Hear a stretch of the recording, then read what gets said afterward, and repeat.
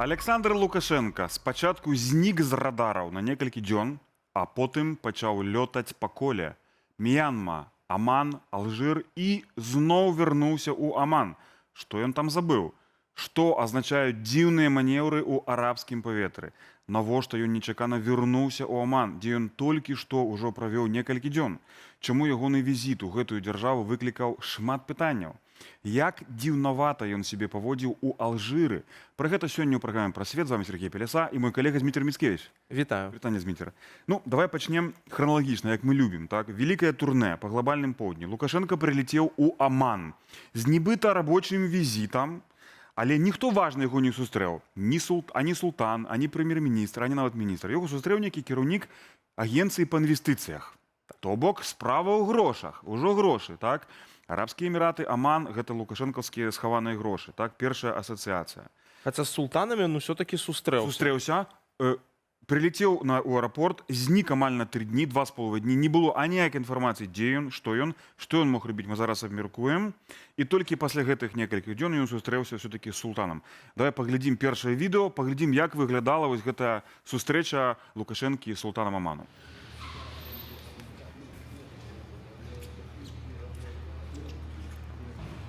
Так, тут сапраўды зараз будзе важна звярнуць увагу на то, як Лукашенко выглядае. Таму што вот тут паказваюцца кадры, што ўсё ж такі султан да ягонай сустрэчы прыгатаваўся, прытым, мне здаецца, мы бачым, што гэта султан са сваім сынам яго сустракае.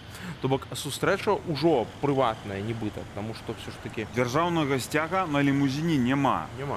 Лукашенко не апрануты в костюм. Пазней мы убачым, што ў Алжыры ён быў у афіцыйным касцюме. Тут у некім сваім дзіўным гэтым ільняным некім фрэнчы. Это ягоны новы стыль, там пару год назад ён пачаў так дзіўнавата апранацца. Касіць, можа, пад кітайскіх камуністаў ці што. Але таких, ну, на выездзе ў поле, так? Таму што вот красоўкі, такая абсалютна нефармальная вопратка. Там увогуле вся дэлегацыя выглядае, вось асабліва тут зараз на гэтым відэо заўважна, як забаўна вось з гэтага ракурсу. Адзін в нейкім незразумелым касцюме, другія в незашпіленых пінжаках, хаця стаяць. Трэці увогуле вось перакладчык ці хто гэта Перакладчык. Да, зашпіліў пінжак на 2 гузікі, на абодва. Ну, што ты будзеш рабіць? Такое адчуванне, што тут усім зразумела, што нешта нефармальнае адбываецца. Але што гэта за дэлегацыя? Гэта ж не афіцыйная дэлегацыя. Там няма Рыжанкова, няма міністраў. Ёсць 2 сыны. Мікалай Лукашенко, Віктор Лукашенко, так? Прычым Мікалай раней, які ездзіў ва ўсе паездкі Лукашэнкі, бацькі Лукашэнкі, так, Александра, потым ён знік. Вучыўся. А цяпер ён зноў з'явіўся побач. І вот в гэтых арабскіх дзяржавах, дзе гаворка ідзе пра нейкія там прыхаваныя інтарэсы, грошы, Мікалай ёсць і ёсць Віктар. Ну, вядома, што Віктар займаецца ў клане Лукашэнкі гэтымі рэчамі. Мяшком з грашыма, так? І раней лічылася неафіцыйна, што галоўным хабам, цэнтрам, дзе яны трымаюць свае накрадзеныя ў беларусаў грошы, гэта арабскія эміраты, побач з Аманам дзяржава. А цяпер усё часцей гаворыцца, што, магчыма, яны неяк перасоўваюць гэтыя грошы менавіта ў Аман. Але вось твая версія, што мог Лукашенко рабіць з сынамі ці без іх цягам 2,5 дзён, калі ён знік? Якія могуць быць варыянты? Насамрэч, я думаю, што тут в лукашэнкаўскіх паведамленнях частка праўды ёсць, што яны нібыта абмяркоўвалі паводле іх версіі нейкія там эканамічныя праекты, нейкую эканамічную супрацу. Але тут сапраўды як бы не той узровень дэлегацыі. Ну, хаця, зноў жа, мы ведаем, што Лукашенко ўсё ж такі сам часам любіць такія пытанні павырашаць. І ён у такіх стасунках вельмі шмат насамрэч ставіць на асабісты фактар. І таму тут таксама нібыта нейкая сямейная сустрэча. Хаця СМІ аманскія напісалі, што нейкая афіцыйная дэлегацыя з Лукашэнкам была. То бок яны напісалі, што былі там нейкія высокія чыноўнікі. Што праўда, іх на здымках нідзе няма. Зміцер, ну натуральна, што в самалёце і в Амане былі гэтыя чыноўнікі, так? Но яны ж потым у Алжыр перемесцілись таксама. У Алжыры яны ёсць. Адна версія, якая з'явілася, яе агучыў, між іншых, намікнуў на яе Павел Латушка, кіраўнік НАУ, так? І ён кажа, што Лукашенко мог туды паехаць адпачываць, або нават займацца сваім здароўем, альбо праверыць сваё здароўе, альбо падлічыцца там. Ну і натуральна, што ўвесь час гэтая тэма грошай з'яўляецца, прыхаваных грошай Лукашэнкі, які можна заінвеставаць у аманскія фірмы, а потым гэтыя аманскія фірмы ўвойдуць на беларускі рынок. Такім чынам яны схаваюць гэтыя сліды, так, сваіх грошаў, якія яны маюць ад схематозаў, ад абкрадання беларускага бюджэту. Так, яны, па-першае, у гэтым зацікаўлены і падобна якраз гэтае пытанне там мог вырашаць Віктор Лукашенко. Ну і з другога боку мы ж ведаем, што Лукашенко асабліва працаваць невялікі аматар. А тут зіма, надвор'е не вельмі, ёсць магчымасць у гэты аман з'ездзіць. І якраз такі тое, што ён займаецца там пытаннямі здароўя, ну, аб гэтым сведчыць. А тое, што ён некалькі разоў гэты аман сабраўся, што ён спачатку туды прыехаў, пасядзеў там, а цяпер ён вяртаецца ў аман сёння. Сустрэча зноў з султанам Амана ў яго будзе толькі в суботу, як яны пішуць. Паслязаўтра. Так, таму што заўтра, зразумела, ні на што ў амане разлічваць нельга, бо заўтра пятніца. У мусульман выходны. Так. І, адпаведна, там... І па чарзе, глядзі, зараз пакажам, давайте паглядзім відэо Лукашэнкі ў Алжыры. Гэта наступная арабская дзяржава ў Паўночнай Афрыцы, якую ён наведаў. Дзіўнаватае відэо ў Алжыры, дзе Лукашенка пачынаецца дождж, ён з кіраўніком Алжыру выходзіць пад гэты дождж з парасонамі. І спачатку парасон трымае ахоўнік Лукашэнкі. Першая секунда, так? Бачна, што парасон трымае ахоўнік, бачыце? Перабіўка. І ахоўнік знікае, а парасон застаецца. Але над лідарам Алжыру ахоўнік трымае парасон. Вось это сведчыць пра то, што Лукашенко хоча сам. Дайце мне гэты парасон, я яго падтрымаю, як бы так. Так, падобна. Паруліць, хаця ахоўнік у яго там ёсць, так, яны пільнуюць яго там. Ну вось гэта дзіўна таксама. І я прапаную адразу паглядзець наступнае відэо, так, дзе мы ўбачым, што у Лукашэнкі ўсё-такі не парадак са здароўем. У яго ёсць праблемы са здароўем. На відэазапісе алжырскай тэлевізіі, не прапаганды Лукашэнкі, але алжырскай, бачна, што у Лукашэнкі трэслася галава, выразна. На некалькіх кадрах бачна, што яго моцна трясецца галава. Момант, калі ў яго ёсць паўза. Чыноўнікі падпісваюць дамовы, дакументы, ён сидзіць на заднім плане, і ў яго трясецца галава. І ён, прычым, не прысутнічае, ён дыстансаваны, ён недзе в іншым месцы, ён думае пра іншыя праблемы, можа быць, пра тыя справы, якія засталіся в Амане, так, куды трэба зараз будзе вярнуцца. І камера заўважыла алжырская, што ў Лукашэнкі, ну вось бачыце, у яго трясецца галава выразна, некалькі разоў, да? Так, у погляду яго такі вот, што можна рабіць мем, да, вось кшталту Дзея і хто ўсе гэтыя людзі, што ён абсалютна там не знаходзіцца. Зразумела то, што ў яго ёсць значна больш сур'ёзныя праблемы. Вось якія? Пра якія праблемы ён мог там думаць? Пра што ён задумаўся момант, калі чыноўнікі падпісвалі гэтыя дакументы, а ў яго быў перапыначак на падумаць? Вот, можа быць, таксама пра гэты аман і задумваўся. А можа быць, ну, таксама ж пра нейкія звычайныя рэчы, сидзеў там доўга. Зноў жа, працаваць яму не надта падабаецца. Нават паглядзець, як ён сидзеў. Ён сидзіць там, ну... Развалачку. Да, ён разваліўся, рукі склаў на гэты стол і штосьці расказвае. Ну, гэта явна не выгляд чалавека, які штосьці сур'ёзнае сабраўся рабіць і нейкія сур'ёзныя рэчы абмяркоўвае. Выглядала гэта як мінімум дзіўна. Калі ўжо дзіўна і несур'ёзна казаць, то мы, давай распавядзем гледачам нашим, то, што мы перад запісам з тобой жартавалі, былі нашы, ну, мы агучылі розныя варыянты таго, а што ж Лукашенко забыў у Амане? Навошта ён туды вяртаецца? Так, і такая, ты агучыў одну з версій, так? Да, што насамрэч тут можна шмат чаго забыць. Вот нам мы вот таксама, калі жартавалі, хоць нават сабаку Лукашенко забыў, і так згадаў, вярнуцца трэба, а то Коля пакрыўдзіцца, напэўна, што трэба вярнуцца за сабакам в гэты Аман, але насамрэч там версіі вельмі цікавыя. І з Аманам звязана яшчэ наступная цікавая гісторыя, таму што калі Лукашенко вот в Алжыры, але перед тым, пачакай, яшчэ пра што все-таки мы жартуем, але там размова Алжыра была сур'ёзная, між іншага пра зброю. Так. Вось я ведаю, што ты падрыхтаваў таксама фрагмент, які тычыцца гэтага. Там цэлы шэраг цікавых рэчаў ён распавёў, таму што ўсё ж такі візіт, афіцыйныя дакументы падпісаныя былі, то бок праца пэўна была праведзена. Ад Амана візіт у Алжыр гэта быў уже рабочы візіт па поўнай праграме. І там, ну вот бачна, ну вот дарэчы, на гэтых відэа, якія мы паглядзелі, там бачны выраз твара не толькі Лукашэнкі, але і бачны выраз твару Рыжанкова, на якім увогуле як бы не шмат інтэлекту напісана, а там бачна было, што ён в прынцыпе слаба разумее, што адбываецца. Але цікавае вось што. Давайте паслухаем выказванне Лукашэнкі, бо мне здаецца, там знакавая рэч прагучала, навошта увогуле ўвесь гэты ваяж у тыя краі адбываецца. Для кого является секретом, что в Алжире в большинстве своем, наверное, 70%, если не больше, оружие, технологии которого уходят в те советские времена и которые они покупают сегодня на постсоветском пространстве в России и, считай, в Беларуси, поскольку мы поставляем для оружия Российской Федерации огромное количество комплектующих. А в плане ремонта и модернизации этого оружия конкурентов на постсоветском пространстве сегодня нет. Но мы сегодня можем уже не только модернизировать вооружение тех времен и настоящее, не только ремонтировать, модернизировать, но мы можем производить многие виды оружия самостоятельно. Ну, подавалося б, Алжир, як далеко, так? Навошта Алжиру, які не веде ніяких войнаў, не плануе? Здаецца, ситуація даволі мірна. Ну, не кажучи про тое, што побач суседняй дзяржавы в Лівіі гарачы працяглы канфлікт, грамадзянская вайна, не вельмі спакойная сітуацыя там на поўдні ад Алжыра, але в самім Алжыры спакойная сітуацыя адносна.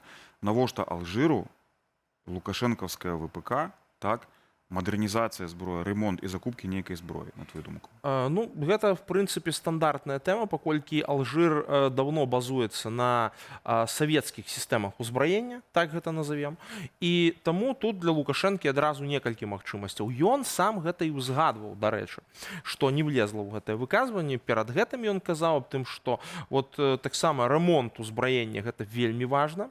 І гэта тая рэч, якая, в прынцыпе, в Беларусі там яны не ведалі, што з гэтым рабіць, як лепей гэтую сферу наладзіць, і якраз на Алжир тут ёсць спадзяванні. Плюс, зноў жа, Лукашенко пабачыў на прыкладзе Расіі, што гэтая сістэма працуе, як бы грошы, якія ўкладваюцца ў ВПК, вельмі добра адбіваюцца, плюс ёсць запатрабаванне, і ёсць магчымасць нейкія свае інтарэсы прасунуць. Ну, тут таксама мы бачым, што ён узгадваў таксама трактары і аўтамабілі, а гэта наўпроставы намёк на МЗКТ і тое, што патрэбна таксама распрацоўкі і продаж гэтых шасі з Менска в тым кірунку, гэта насамрэч вялікі рынок. Там пастаянна в Афрыцы мы ведаем, там нейкая нестабільнасць адбываецца. Зноў жа, Алжир вялікая краіна даволі.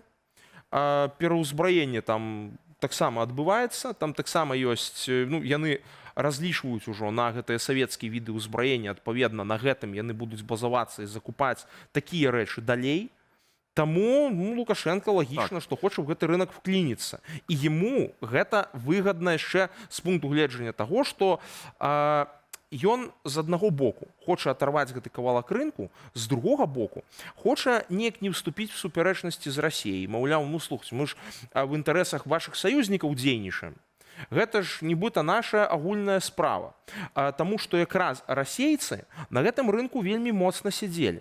Але падобна, што ў расейцаў у саміх зараз, ну, ёсць сваё запатрабаванне ва ўзбраенні, і яны ўжо не зусім спраўляюцца. І Лукашенко хоча вельмі хутка вціснуцца ў гэтыя нішы. Так, але агулам, калі казаць пра вось гэта вялікае турнэ па дзяржавах глобальнага поўдня, М'янма, Аман, Алжир, зноў Аман, так? Гэта выглядае, між іншага, таксама як спроба не толькі павялічыць аб'ём продажаў, бо аб'ёмы вельмі малыя, і в сюжэце, які мы неўзабаве пакажам, будуць дэталі. Там шмат не заробіш, так? Важней таксама тое, што на фоне вось гэтага мірнага працэсу ці імітацыі мірных перамоваў яму важна паказаць, што ён суверэнны гулец, што ў яго ёсць нейкая доля суверэнітэту, хаця і пад уплывам Расіі, натуральна, але вось ён можа вось туды паехаць, тут яго прымуць, так? Прычым такія дзяржавы, куды сам Путін не палеціць.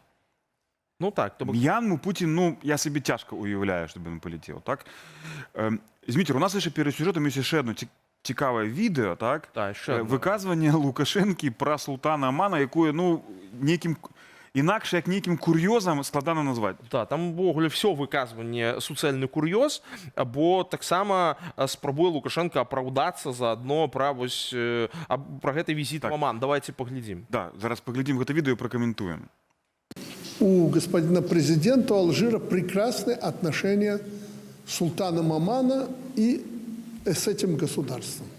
Они очень тесно сотрудничают. Но это наши друзья. Мы с султаном Омана 20 лет знаем друг друга.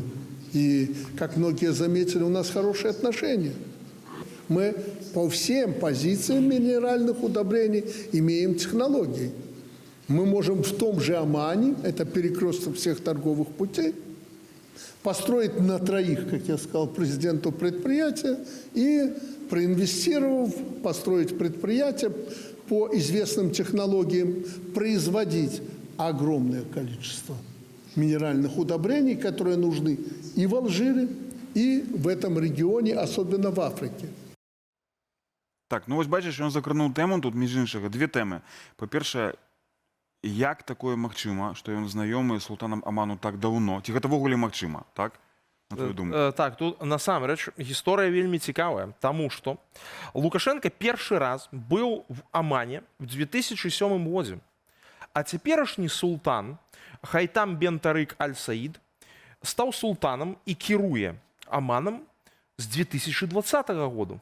То бок падобна, што Лукашенко нават не ў курсе, з кім ён там сустракаўся, што ён папросту пераблытаў гэтых султанаў. Султана, так, ну, да, все на одно лицо, як бы, што ну, стары, так, который раней кіраваў, уже його нема. Гэта яка розніца, як бы, што так? ён 18 гадоў таму сустракаўся з іншым султанам, з гэтым ён перасекацца не мог, таму што той чалавек, які з'яўляецца султанам цяпер, на той момант, на момант візіту Лукашэнкі першага не выконваў нейкіх абавязкаў, якія прадугледжвалі сустрэчу быў з міністрам, так? Прытым міністрам культуры, Так, то бок, ну, так, вот так. в нашым разуменні, там, ну, па-іншаму крыху называецца, але сутнасць такая. Гэта не тое, для чаго будзе адбывацца сустрэча з Лукашэнкам, і тым больш нейкае шырокае знаёмства. То бок, гэта вельмі забаўна. Лукашенко кажа, я, маўляў, 20 гадоў ведаю султана, а на самой справе ён можа і не ў курсе, што султан той 5 гадоў таму памёр. Вот атрымаўся такі канфуз. Так, мы яшчэ вернемся да размовы з Дмітром з табою, у нас шмат цікавых тэмаў наперадзе, але перад тым, каб закрыць вось гэты блок, паглядзім сюжэт, які падсумуе ўсё гэтае турнэ, ну, акрамя ягонага дзіўнага вяртання ў Оман, якое мы ўжо абмеркавалі, так? Мьянма, Оман, Алжир. Лукашенко паляцеў у вялікае падарожжа, каб знайсці новыя рынкі і выйсці з ізаляцыі. Аднак эканамічная рэальнасць не ўражвае. Агульны гандаль з гэтымі краінамі меншы за 100 мільёнаў долараў. Эксперты сцвярджаюць, што залежнасць ад Крамля толькі расце. Дык ці здольныя гэтыя візіты прынесці карысць беларусам, ці толькі яму, самому Лукашэнку? Ці дапамогуць яны узурпатару адарвацца ад татальнай залежнасці Расіі? Разбіраемся ў матэрыяле з Віталем Бабіным. Лукашенко вырваўся з ізаляцыі ды паляцеў адразу ў некалькі краінаў з афіцыйным візітам. Вялікае турнэ па далёкай дузе ахапіла Мьянму, Оман і Алжир. Тры краіны. Гэта агульны гандаль з гэтымі трыма краінамі менш за 100 мільёнаў долараў. І там неадкуль узяцца большаму. Ну, у нас з Літвой, да, з Літвой, з якой мы воюем, 400 мільёнаў беларускі экспорт у Літву. Одну толькі. І там 100 мільёнаў, гэта ўвесь гандаль у ўсе тры краіны. Ну, а чым тут казаць, што тут параўноўваць? Калі ўсё ж параўноўваць, то самым перспектыўным з гэтых трох можа стаць Алжир. Хоць сам Лукашенко пакуль не задаволены тавараабаротам паміж нашымі краінамі, які склаў летась усяго 49 мільёнаў долараў, планы будуюцца вялікія. Беларусь гатовая падзяліцца з Алжирам тэхналогіямі у галіне машынабудавання, нафтахіміі, сельскай гаспадаркі, IT, напрацоўкамі вайскова-прамысловага комплексу. Деньги сегодня, а завтра тем более, ничего не значит. Вы видите, что происходит. Жуткая инфляция по основным резервным валютам в мире. Поэтому наша жизнь подталкивает к тому, чтобы инвестировать, вкладывать эти деньги в конкретные проекты. Пра інвестыцыі казалі і ў Омане, куды Лукашенко выправіўся яшчэ 28 лістапада, ды з'явіўся перад камерамі толькі праз 3 дні. Рад вас видеть. Бодрым, здоровым. Там Лукашенко ў атачэнні выключна сваіх сыноў Віктара і Мікалая за зачыненымі дзвярыма сустракаўся з султанам гэтай краіны Хайтамам бен Тарыкам. Раней Аман падпісаў пагадненне пра будаванне ў Беларусі цэлюлознага камбінату на 1 мільярд 400 мільёнаў долараў. Інвестыцыя для Аману вельмі сумнеўная, калі глядзець на падобны стратны кітайскі завод у Светлагорску. А вось бярэзінскі запаведнік, які нядаўна наведаў Лукашенка, можа султана зацікавіць, зазначае эканамічны аглядальнік Андрэй Махоўскі. Не ведаю, што будуць рабіць шэйхі з бярэзінскім запаведнікам. Ну, нешта, пэўна, будуць рабіць. Неяк яго, пэўна, будуць асвойваць. Вось. Таму так, гэта магчыма, гэта цалкам магчыма. І гэта зноў жа выглядае не як нейкая здзелка ў інтарэсах краіны, а як нешта ў інтарэсах вось гэтага сямейнага бізнесу Лукашэнкі.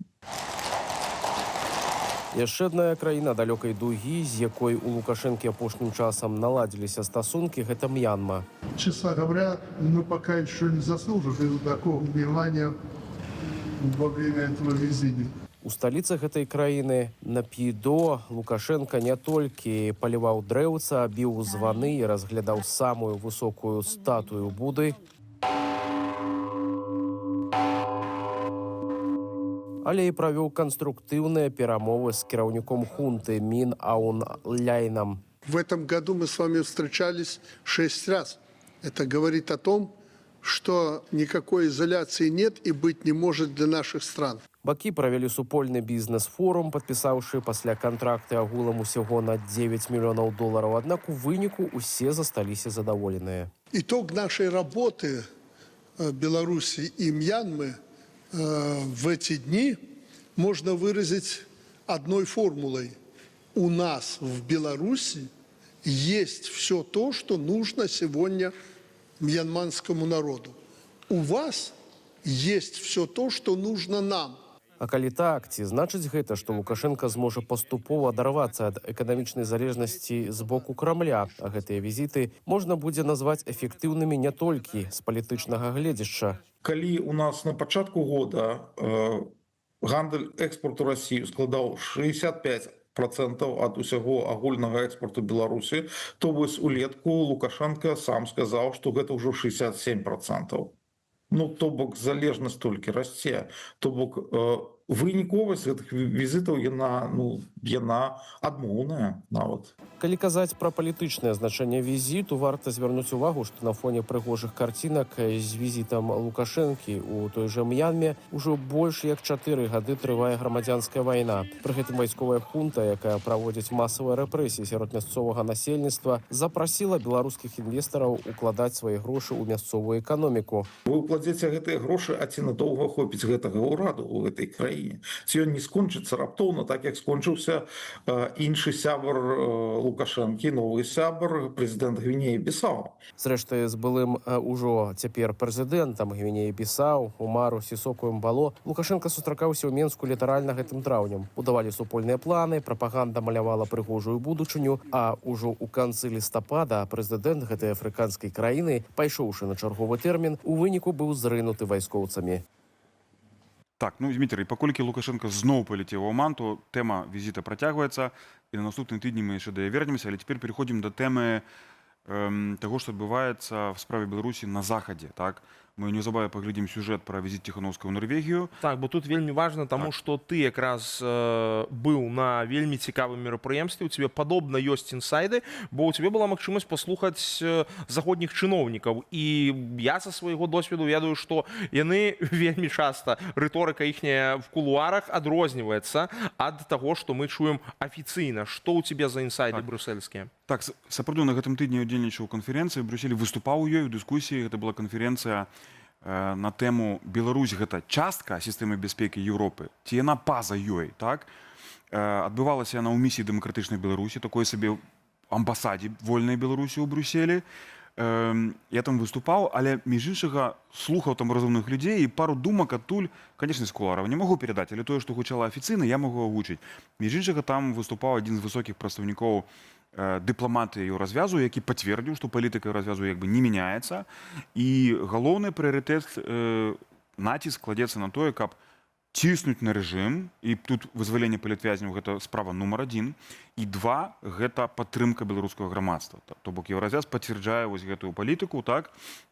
Таксама вельмі важныя думкі прагучалі з боку экспертаў, напрыклад, пра тое, што як Расія дзейнічае ў Беларусі, што Расія взяла фактычна пад кантроль унутраную бяспеку, так, і выкарыстоўвае тэрыторыю Беларусі як проксі. То есть Беларусь, то есть тыя пагрозы, якія з Беларусі ідуць, мігранты, паветраныя шары і так далей, да, і дроны, гэта фактычна не беларуская пагроза, а гэта расійская пагроза з выкарыстаннем беларускай тэрыторыі. Гэта вельмі важна, што на захадзе разумеюць вось гэта вось так.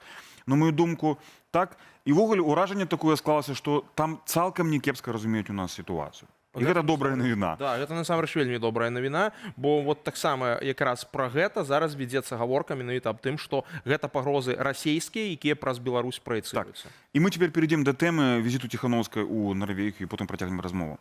У Беларусі новы лабіст. Нарвегія стварыла моцную групу падтрымкі. Святлана Ціхановская наведала Нарвегію. Падчас сустрэч з міністрамі і кіраўніцтвам парламенту быў дасягнуты значны вынік. У нарвежскім парламенце створаная міжфракцыйная група «За дэмакратычную Беларусь». У складзе групы дэпутаты з 5 фракцый. Узначалюе яе малады і паспяховы палітык. Навошта гэтая група Беларусі? Якія планы па супрацоўніцтве абмяркоўваліся? І чаму такі нязломны партнёр, як Нарвегія, крытычна важны для Беларусі і Украіны у цяперашні час? Падрабязнасці візіту і ягоныя вынікі ў наступным сюжэце. Святлана Ціхановская з працоўным візітам наведала Нарвегію, дзе сустрэлася са спікерам парламенту Масудам Гарахані, міністрам замежных справаў Эспінам Бартам Эйде, міністрам развіцця Асмундам Аукрустам, з дзяржсакратаром Эйвіндам Петерсенам, а таксама ўзяла ўдзел у публічным мерапрыемстве нарвежскага Хельсінскага камітэту, дзе распавяла пра цяперашнюю сітуацыю ў Беларусі. Мы направлялись в Осло с намерением сократить время создания группы «За демократическую Беларусь» в парламенте Норвегии. Уезжаем из норвежской столицы с группой, которая уже создана.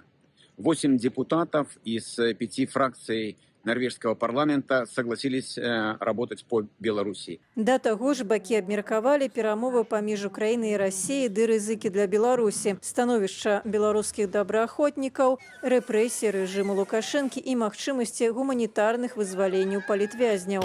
Міністр развіцця Нарвегіі Асмунд Аукруст паабяцаў працягнуць падтрыманне беларускіх рэпрэсаваных, а таксама культурніцкія праекты і гуманітарныя праграмы. Ціхановская заклікала працягнуць фінансаванне міжнароднага гуманітарнага фонду для рэпрэсаваных. Летась Нарвегія ўжо выдаткавала на беларускую дэмакратычную супольнасць 850 тысячаў еўра. Есть у них такая амбиция даже собрать в следующем году встречу провести представителей депутатских групп из всего Альянса. Это больше 20 парламентов, чтобы мы встретились и обсудили наши успехи и наши планы работы здесь, в Осло, может быть, осенью следующего года. Вяртаючыся да стварэння дэпутацкай групы, нечакана яе ўзначаліў 28-гадовы парламентар, прадстаўнік хрысціянскай дэмакратычнай партыі Йонас Саед. У 22 гады Йонас стаў мэрам мястэчка Согндал. Делаю небольшую рекламу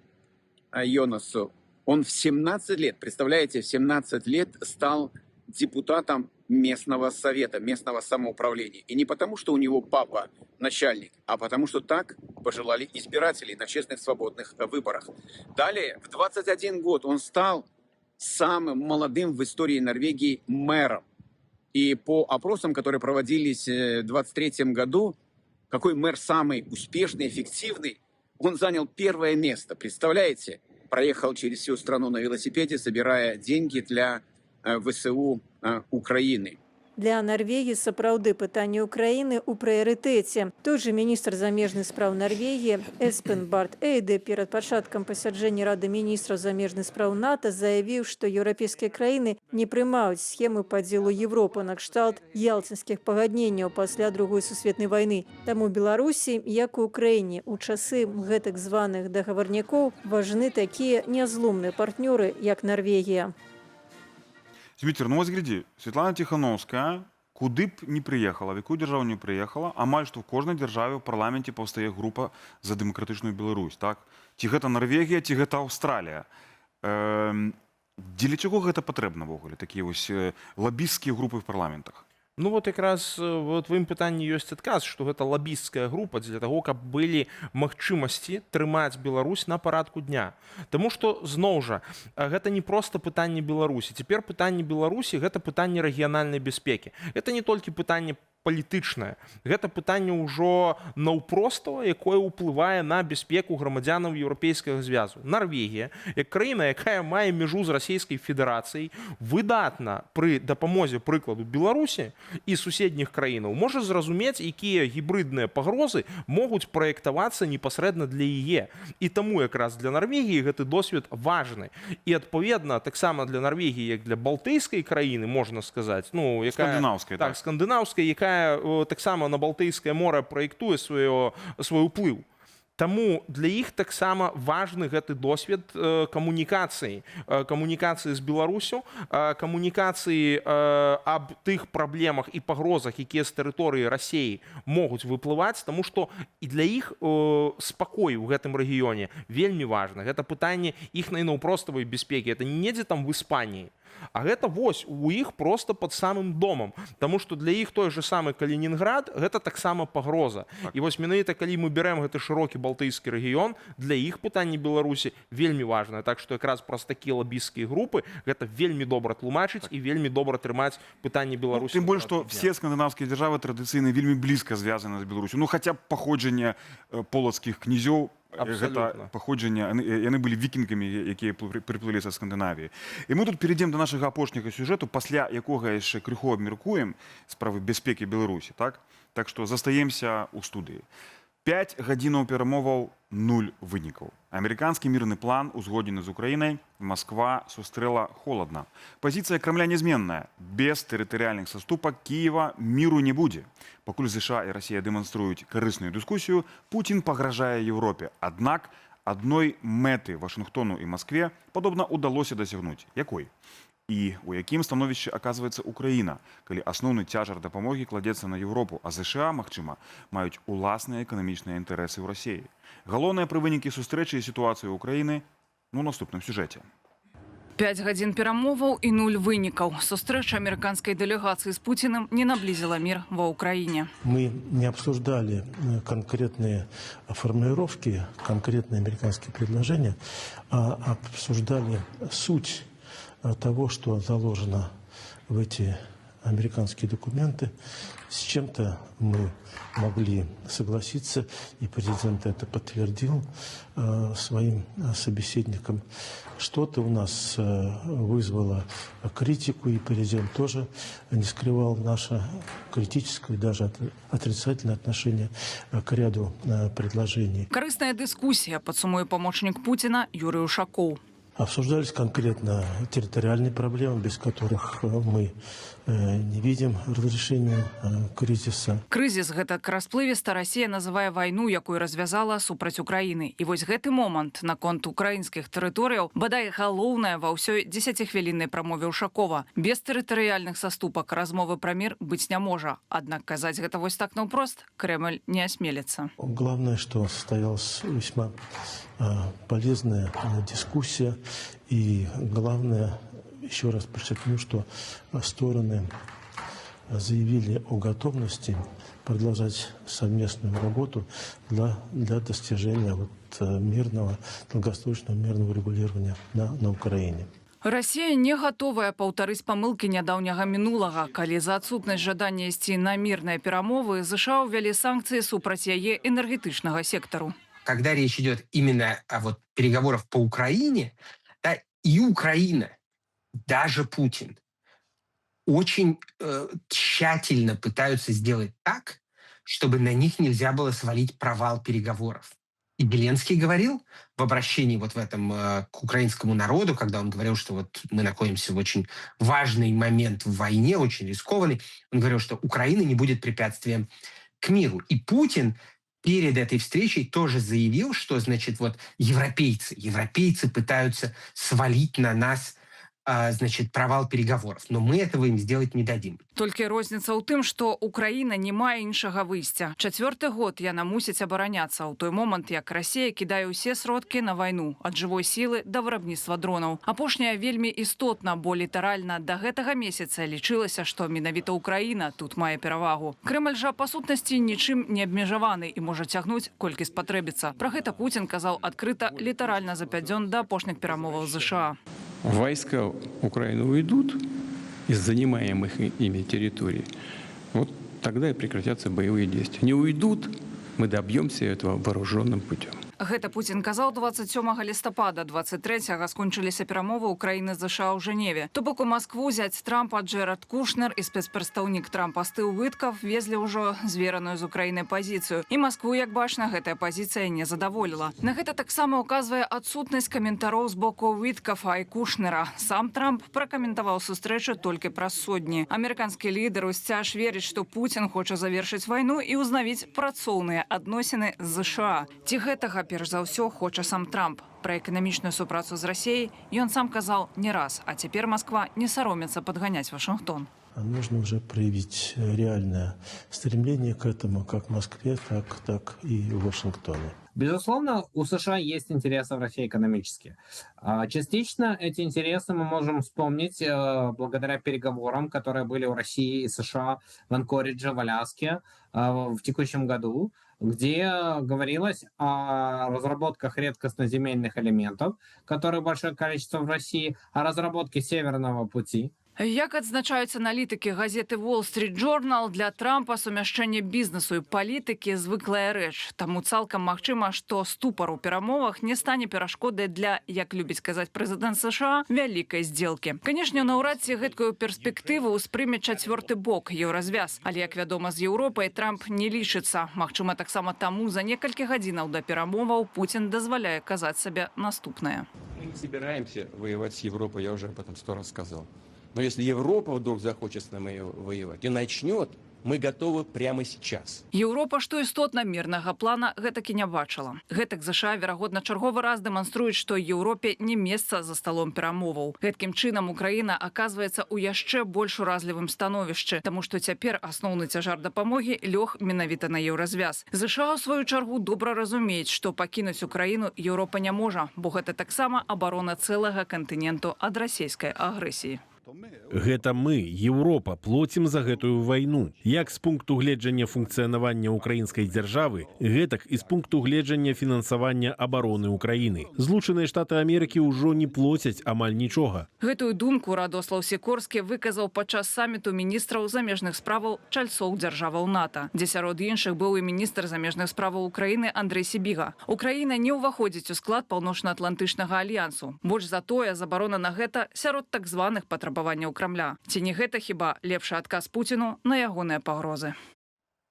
Зміцер, вось галоўнае, што тычыцца Беларусі, бяспекі Беларусі, беларусаў, якія жывуць у Рэспубліцы Беларусь. На мою думку, вось звязана з такім вось інтэрв'ю даволі шчырым, якое даў адзін з расійскіх генералаў. І вось што ён сказаў. Я паставіў незадавальняючую адзнаку ўсёй нашай разведсупольнасці Расіі.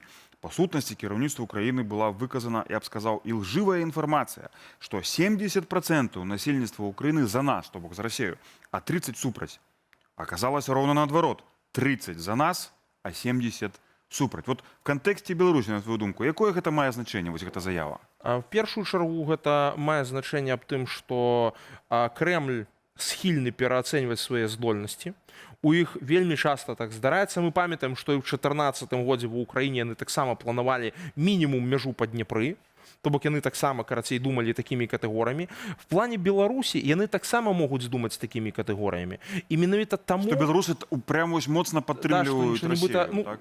Вядома то, што для Пуціна такую карцінку будуць маляваць ягоныя эксперты. Таму што яны-то таксама бралі грошы на тое, каб в Беларусі прасоўваць, там ствараць нейкія структуры і гэтак далей. Ну і, канешне ж, такую думку яму таксама прасоўвае Лукашенко, што мы ж-то все за вас.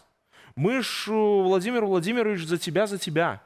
І адпаведна для Европы і для Беларусі гэта значыць то, што патрэбна яшчэ больш намаганняў прыкладаць для развіцця незалежных медыяў, для развіцця грамадзянскай супольнасці, для гэтых праектаў, для таго, каб паказваць, што так на самой справе не ёсць, што гэта інфармацыя непраўдзівая, што беларусы не падтрымліваюць расейцаў, і таму вельмі важна гэта зараз артыкуляваць і дэманстраваць, што беларусы думаюць па-іншаму, беларусы не падтрымліваюць гэту вайну, і беларусы не збіраюцца в гэтых авантурах удзельнічаць. І вось менавіта такую думку мы агучвалі, я агучваў між іншага з калегамі і калежанкамі на канферэнцыі Брюсселя, якая прайшла на гэтым тыдні. Дзякуй, Зміцер, в гэтым месцы мы мусім паставіць кропку, у нас час ужо скончыўся. Дарагія сябры, а вы, калі ласка, калі можаце, калі для вас гэта бяспечна, то дзеліцеся сваімі думкамі, каментуйце пад відэо, а відэо вы знойдзеце на YouTube-канале Белсат News, а таксама на сайце Белсат.ю. Але толькі тады пішыце альбо каментуйце, калі для вас гэта бяспечна. Для вас працавалі я, Сергей Пелеса, Зміцер Міцкевіч і ўся каманда праграмы «Прасвет». Бывайце.